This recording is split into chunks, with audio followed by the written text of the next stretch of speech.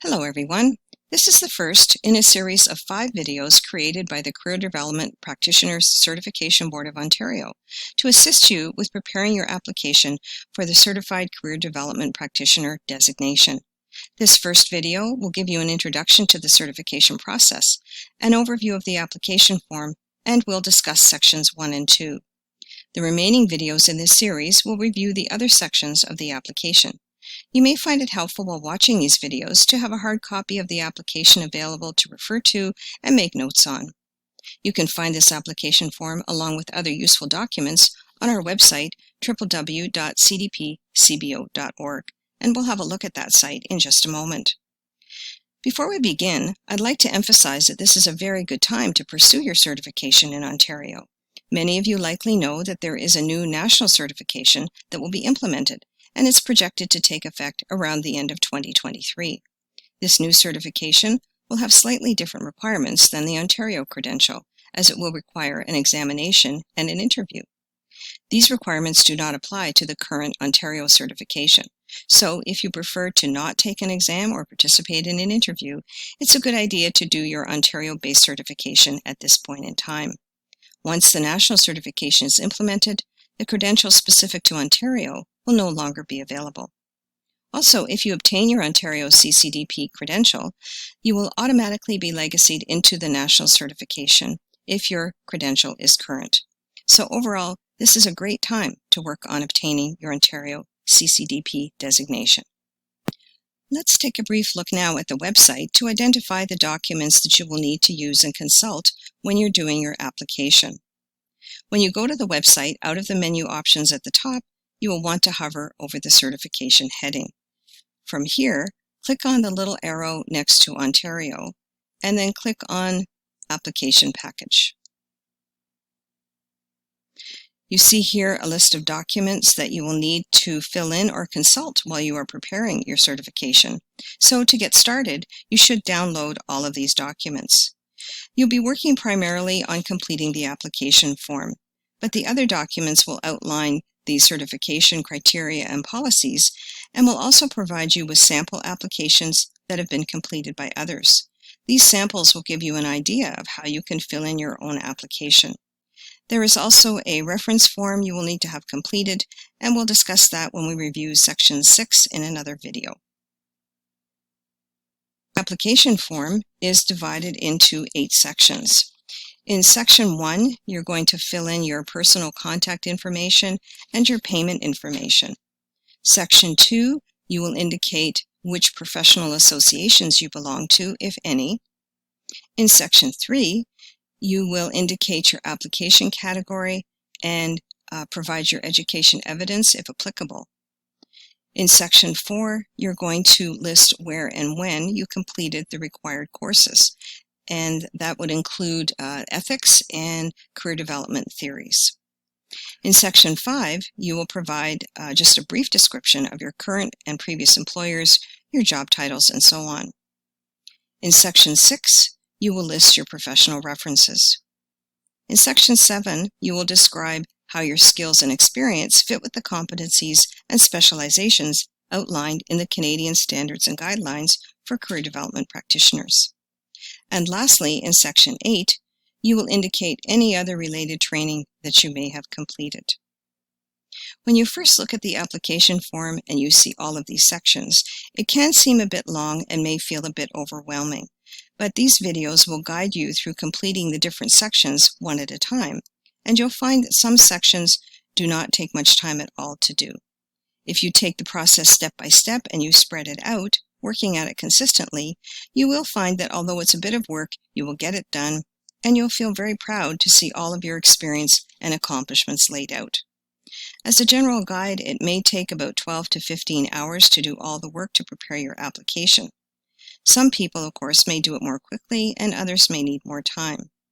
You would not really want to try to write up the entire application all in one sitting, and once we look at some of the sections, you will see why you need to split it up. To give you a sense of the differences in the amount of work for each section, you will likely find that sections 1 and 2 and 4 and 8 will be fairly quick and easy for you to complete, as you will just be providing basic contact information, names of associations you belong to, if any, your application category, and your courses and other related training. You likely have a lot of this information on your LinkedIn page or your resume, and you can copy it from those sources. Sections 3 and 6 may require a bit of lead time, as you will need to contact your educational institution to obtain transcripts if appropriate for Section 3, and you will need to contact several people to be references for Section 6. So those two sections indicate why it's really not possible to do everything all in one sitting, because you're going to be waiting to get the documentation for these particular sections. Section 5 may take you some time if you don't have a current resume, but if you do have a current one, it will be fairly easy for you to copy the information from it and fill in this section. You don't need to provide any other information in this section other than your current and previous employers and basic employment dates, and we will cover that in a later video. One thing to note here is that you would not be able to just attach your resume to the application form without filling in the form. All sections on the application must be completed unless they are not relevant to you. So, as an example, if you don't belong to any professional associations, you'd be able to skip that section and you would not enter any information there. You'll likely find that the Section 7 on standards and guidelines will take the most time to create. You will want to look at the sample applications to help with this section, as they'll show you examples of how to write about the competencies for career development practitioners. The video on that section will review these examples, but again, you can go and look at some of the sample applications to get an idea of how to do this section. So this gives you an overview of the application form. The rest of this video will have a quick look at the opening pages of the application form, and then we'll talk about how to fill in sections 1 and 2. The videos that follow will address the other sections in more detail. Just a few tips before we begin looking at the application form. It is recommended that you break your preparation of the application into separate sessions or chunks. As I've mentioned previously, it can take about 12 to 15 hours to prepare the application, and it's really not feasible to do it all in one sitting. If you put aside an entire day and you were to work at it intensively, you probably could get a great deal of this information filled in. But as you're waiting for information to come, let's say for sections 3 and 6, and also the section on standards and guidelines can take a fairly good chunk of time to complete compared to the other sections. So again, it's really not feasible to do it all in one sitting.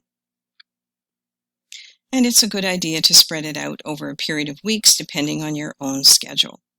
You may want to use the videos and the way the videos are organized as a guideline for creating the different chunks, so that you might do sections 1 and 2 together, 3 and 4 together, and so on. Each video covers 2 sections. You may also want to set deadlines for each chunk so that you keep your momentum going. If you tend to put things off or you're having trouble getting started, a good strategy is to find a buddy or two to work with, or you may arrange with some other colleagues who are applying to meet once a week and write a section together. Many applicants have taken this approach and have found it very helpful. You can review each other's work and provide feedback and encouragement, and generally help each other maintain your momentum in getting the application completed. Now let's have a look at the actual application form and the introductory pages, and then I will show you sections 1 and 2. When you download the application package, you will see that the first page is just providing some general instructions and information that you need to know in order to do the application. So you're going to take a few minutes just to read through that page. And then the next page shows you the certification requirements, and in particular, the pathways to certification. So when you're applying, you're going to have to decide which of these pathways you would like to apply under.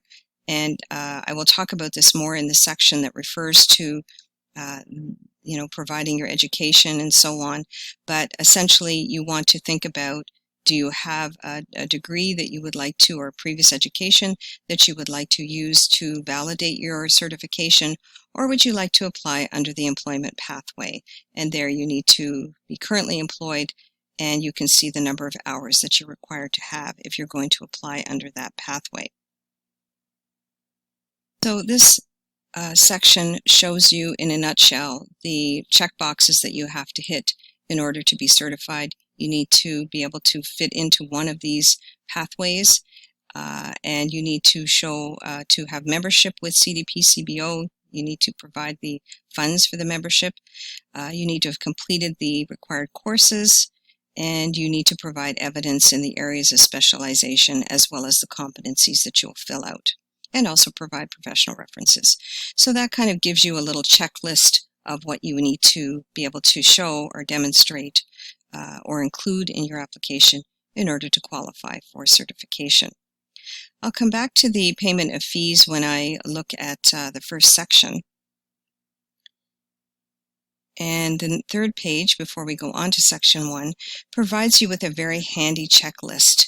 So once you have your application all finished, then you want to look through all of these checkboxes and ensure that you have hit everything and you've provided all of the information that is required. So now let's scroll down to the first couple of sections in the application form. Section 1 is pretty quick and easy to do. Here you're just going to fill in your contact information and payment information further down, which I'll show you. So you're just going to provide us, of course, with your name, address, email, and phone numbers. It's very important that you put the name, whatever name you fill in here, is the name that's going to appear on your certificate. So please do ensure that you put your name exactly as you would like it to appear on the form. It's important to ensure this section is accurate and complete, as this information is used to mail your certificate, keep you updated on important developments, and to list your contact information as a certified career development practitioner on the website. However, please note that only your name and your city of residence will be listed on the website as long as you remain a member in good standing. CDP-CBO will not publish any other information about you without your consent. You do have the option to not be listed on the website if that's your preference. But if you are listed, this will allow employers and clients to verify that you are a CCDP in good standing and have current qualifications to work in the field. For your email addresses, please ensure that you include at least one email address that is least likely to change over time, so that if you change jobs, for example, we still have a way to reach you through an alternate email address. Also, please note that we never sell or share our email address lists. Please ensure that you read through the little notes that are listed here. The CDP-CBO members who are certified must renew every 3 years to maintain their certification. And you can see here that there is still a mistake in this section under number 3. It says that members must renew annually, and that does need to be corrected. So we will get that changed. All certified practitioners in good standing will be listed in the general registry on the website. Once you've completed the first section with your contact information, next you will arrange to provide payment to accompany your application. You have a choice to pay either by check or by e-transfer if you wish, following the instructions that are listed down here. If you pay by check, you would include that with your application when it's completed and you're ready to submit it, or you will do an e-transfer at the same time that you submit your application. You can see here the fee broken down. So the application fee is $254.25. The 3-year membership fee is $50.85. And when you add in the HST, the total is $305.10. There will be, as there has been for the Ontario certification, there will be a recertification fee in process that will be implemented by the national certification body. So that's all you're doing for section 1.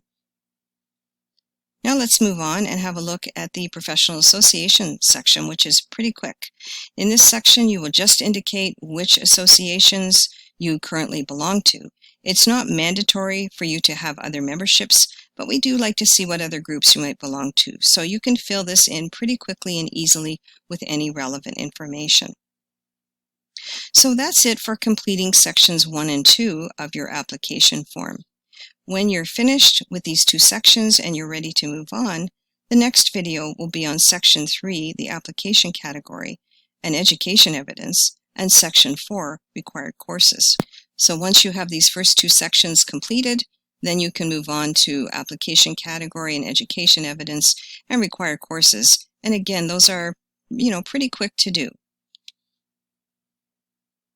Remember to consult the sample applications on the website if you have questions, and please feel free to contact us at any time in the process of doing your application if you have questions that are not clarified by the sample applications and the videos. You can reach us through the website or send an email to info@cdpcbo.org. Thanks for watching this video, and good luck with your application.